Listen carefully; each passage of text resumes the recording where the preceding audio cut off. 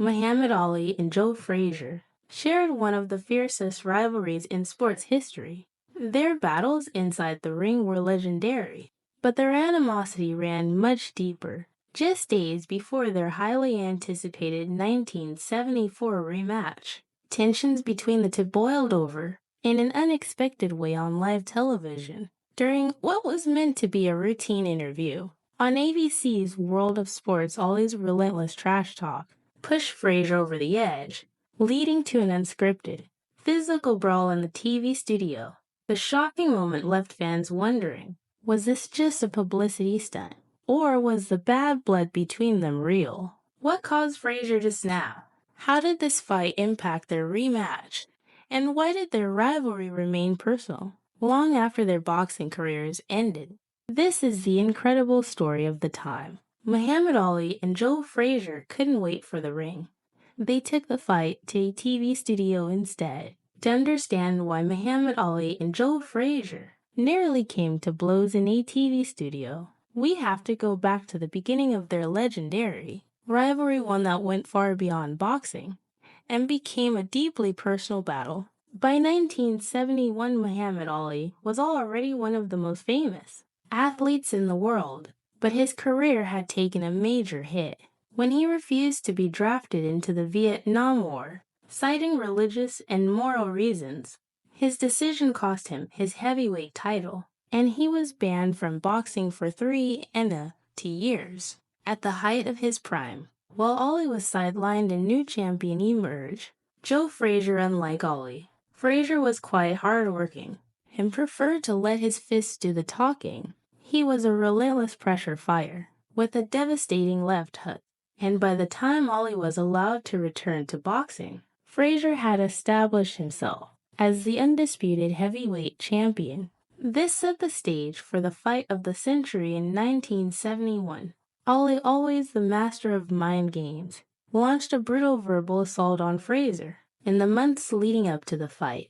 He called Frazier dumb, mocked his looks, and most painfully labeled him an Uncle Tom, implying that he was a tool for white America. Frazier, who had grown up poor in the segregated South and had fought hard for his place in the sport, took these insults personally. To him, Ali wasn't just promoting a fight. He was attacking his character, his dignity, and his identity. When they finally stepped into the ring, on March 8, 1971, it wasn't just a fight. It was a cultural event. Ali represented the anti-establishment movement, speaking out against the war and racial injustice, while Frazier, unfairly cast as the symbol of the status quo, carried the support of many who wanted to see Ali silenced. The fight itself lived up to the hype. For 15 brutal rounds, both men traded punches in one of the most grueling heavyweight battles ever witnessed. Then in the final round, Frazier landed his signature left hook, sending Ali crashing to the canvas. He got up, but the damage was done. Frazier won by unanimous decision, handing Ali his first professional defeat. But for Ali, losing wasn't the worst part. It was the fact that Frazier now had bragging rights, and instead of moving on, Ali made it his mission to tear Frazier down. Over the next few years, Ali continued his verbal onslaught, calling Frazier a gorilla and mocking his intelligence. He never acknowledged the pain his words caused, treating his insults as part of the show. But for Frazier, it wasn't an act. He carried those words with him, feeling deeply disrespected and humiliated. In 1974, a rematch between the two was set. Tensions were at an all-time high, and the bitterness between them had only grown. When they were invited to ABC, his Wide World of Sports, for a live interview to promote the fight, no one knew just how explosive things would get. But with Muhammad Ali and Joe Frazier sitting side by side in the same studio, the fight was about to start. Before they even stepped into the ring, television interview was supposed to be just another promotional appearance for Muhammad Ali and Joe Frazier's upcoming rematch. But with these two bitter rivals sitting side by side, it was only a matter of time before things got out of control. On this particular day in 1974, Ali and Frazier appeared on ABC's Wide World of Sports, with legendary broadcaster Howard Cosell as the host. Normally, Cosell would position himself between two opposing fighters to prevent any potential physical altercations, but this time the producers made a fateful decision. They placed Ali and Frazier right next to each other, creating the perfect storm for chaos. Ali, always a showman, came ready to talk. He knew how to push Frazier's buttons, and he wasted no time launching into his signature trash talk. He called Frazier dumb and mocked his speech, and accused him of only being popular because white people supported him with his signature confidence. Ali laughed as he belittled Frazier, calling him ignorant and implying that he was nothing more than a tool for the establishment. For years, Frazier had endured Ali's taunts. He had listened as Ali called him an Uncle Tom before their first fight. He had endured the constant ridicule, the cartoonish insults, and the public humiliation. But on this day, something inside him snapped. Frazier, visibly irritated, fired back. He reminded Ali that after their first fight in 1971, it was Ali who had ended up in the hospital. "You went to the hospital," Frazier shot back, his frustration evident. Ali never want to back down. Laughed it off. "I went to the hospital for 10 minutes. You went for a month, that was it." That was the final straw of frustration. The years of insults, the pent-up rage. It all boiled over in an instant. Frazier ripped off his microphone, stood up, and lunged at Ali. In the blink of an eye, the interview had turned into a real fight.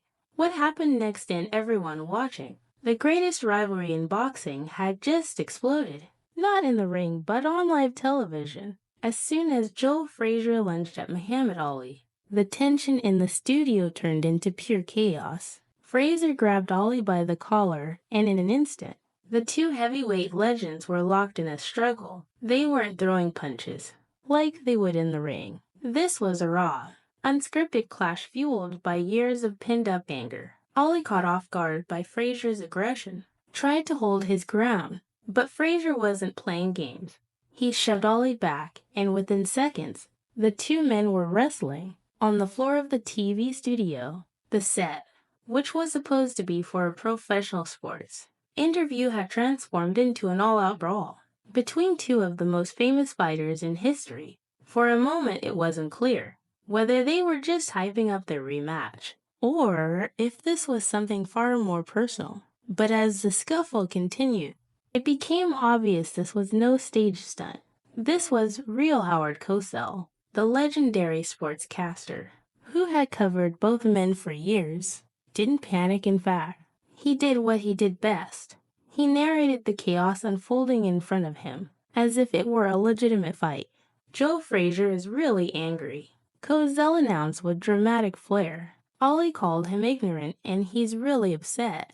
As Ali and Frazier rolled around gripping each other, Cosell's voice carried the same excitement he used when calling boxing matches. The absurdity of the moment was undeniable. Two of the most celebrated fighters in history were rolling around like two enraged schoolboys. Cosell was calling the action like it was a heavyweight title fight, but behind the humor, the situation was spiraling out of control. The moment Ali and Frazier hit the floor, producers, staff members, and security rushed in, desperate to separate the two fighters before things got even worse. But breaking up a fight between two men as strong and determined as Ali and Frazier was no easy task. It took several people to pry them apart, each man resisting as they were pulled to their feet. Ali, always a showman, tried to laugh it off, but the anger in Frazier's eyes was undeniable. This wasn't just another round of promotional trash talk. Frazier was furious, and he wasn't going to let it slide. Still seething, Frazier ripped off what was left of his microphone and stormed out of the studio. He had had enough years of Ali's insults, the disrespect, the constant taunting. It had all built up to this breaking point. The interview was over, but the fight between Ali and Frazier had only just begun, with their rematch just days away. One thing was clear. This wasn't just another boxing match. This was personal. In the aftermath of Muhammad Ali and Joe Frazier's shocking TV brawl, one question lingered. Was it real, or was it just a publicity stunt? Boxing had always been a sport of spectacle, and promoters were known for using drama to sell fights. The more heated the rivalry, the bigger the ticket sales. And with their highly anticipated rematch just days away, many wondered if Ali and Frazier's fight in the studio had been planned all along. Ali, after all, was a master of psychological warfare. He knew how to stir emotions, how to manipulate the media, and how to turn a fight into a must-see event. His trash talk wasn't just about getting under his opponent's skin. It was about making sure the entire world was watching when the bell rang. But for those who truly knew Joe Frazier, the answer was obvious: this was no act. Unlike Ali, who loved playing the showman, Frazier wasn't a performer. He didn't talk trash to sell tickets, and he certainly didn't fake his emotions. For the camera, to him, the insults weren't just hype. They were personal. For years, Ali had mocked Frazier, calling him ignorant and a gorilla. These weren't just words to Frazier. He had grown up in poverty in the segregated South, working hard to earn everything he had. He had fought his way to the top, and he had done so with dignity. Being called an Uncle Tom by Ali, the very man whose career he had helped support during his exile, was an insult that cut deep in Frazier's mind. Ali had crossed the line not just once, but repeatedly. And when Ali mocked him on Wide World of Sports, laughing in his face and dismissing his pain, Frazier finally had enough. The moment he ripped off his microphone and lunged at Ali, the years of frustration and humiliation exploded. All at once, even years later, those close to Frazier confirmed that his anger on that day was genuine. His son Marvis Frazier would later say that his father never truly forgave Ali for the way he treated him. The wounds into deep as for Ali. He never fully admitted whether the fight was staged or real. He had a way of keeping people guessing, of blurring the line between reality and performance. In later interviews, he downplayed the incident, often laughing about it, as if it were all part of the show. But he never denied that Frazier's anger had been genuine, whether or not the fight was planned. One thing was certain: their TV brawl had turned their rematch into a must-see event. Headlines exploded with stories about the incident, and anticipation for the fight skyrocketed.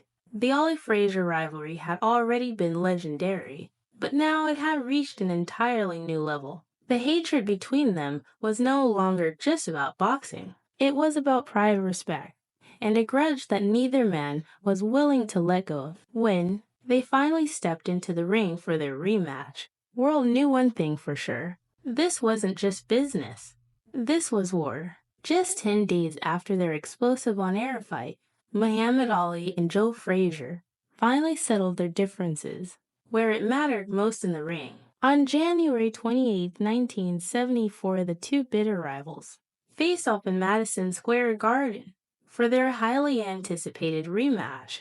Unlike their first encounter in 1971, this fight didn't carry a world title, but that didn't matter for Ali and Frazier. This was about redemption, about proving who was truly the better man. And after years of insults, mind games, and even a physical altercation on live television, the world was eager to see them go at it once again. From the opening bell, it was clear that Ali had learned from his mistakes. He stuck to his signature strategy, staying on the outside using his footwork and picking Frazier apart with sharp jabs. Unlike the first fight where he allowed himself to get drawn into brutal exchanges, Ali focused on movement, avoiding Frazier's deadly left hook. Frazier, as always, pressed forward, determined to land power shots and wear Ali down. But this time Ali was ready. He clinched whenever Frazier got close, frustrating him and neutralizing his inside game. After 12 grueling rounds, Ali was awarded the unanimous decision victory. He had avenged his loss, and even the score at 1-1.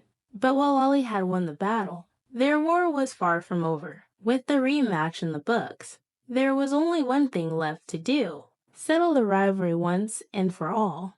And on October 1st, 1975, In the sweltering heat of the Philippines, Ali and Frazier met for their third and final fight, the legendary Thriller in Manila. This was more than just a boxing match. It was a war of attrition, a battle of sheer will from the opening round. Both men traded vicious shots, neither willing to back down. The fight was fought at a brutal pace, with Ali landing sharp combinations, and Frazier pounding away with relentless body shots. As the rounds went on, the brutal conditions and the sheer punishment began to take a toll. By the 14th round, Frazier's face was swollen, his eyes nearly shut, yet he still pressed forward. Ali, exhausted beyond belief, later admitted that he considered quitting right then and there. But before the 15th and final round could begin, Frazier's trainer, Eddie Fudge, made a decision that would define the rest of Frazier's life.